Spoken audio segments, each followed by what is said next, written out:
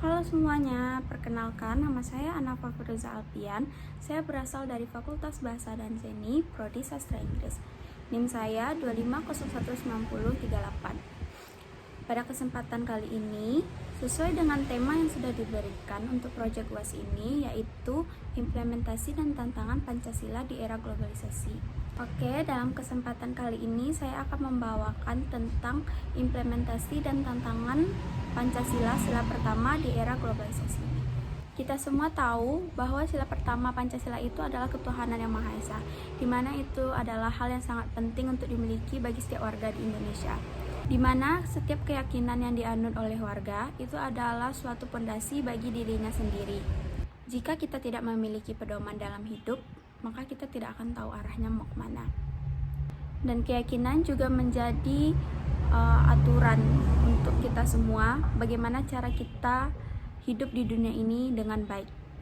Indonesia penuh dengan keberagaman, tidak hanya pada suku, ras, budaya, tetapi juga dalam agama.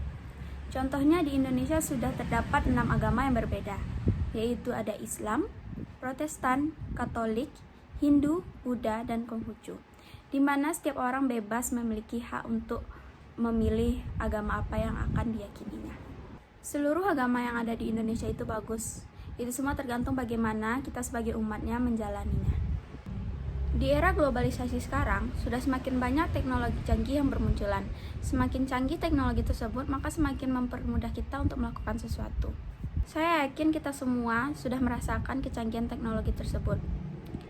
Kita ambil contoh dari handphone. Melalui handphone, kita bisa mendekatkan diri dengan orang yang berjarak jauh dengan kita, tanpa bertemu langsung. Tidak hanya kepada orang, handphone juga bisa mendekatkan diri kita kepada Tuhan.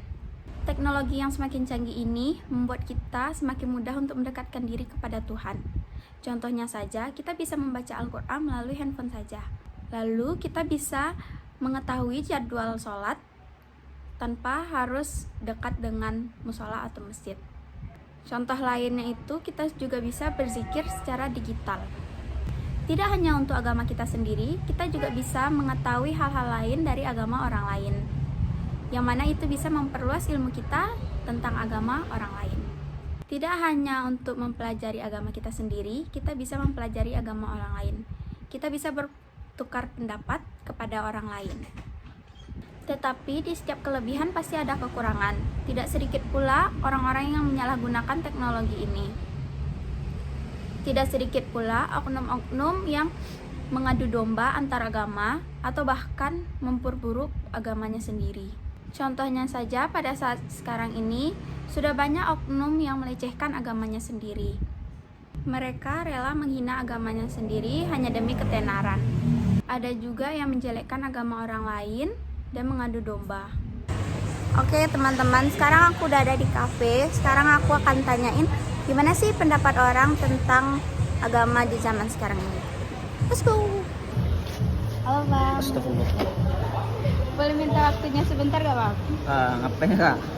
Aku ada tugas UAS project, disuruh wawancarai orang. Abang mau gak aku wawancarai?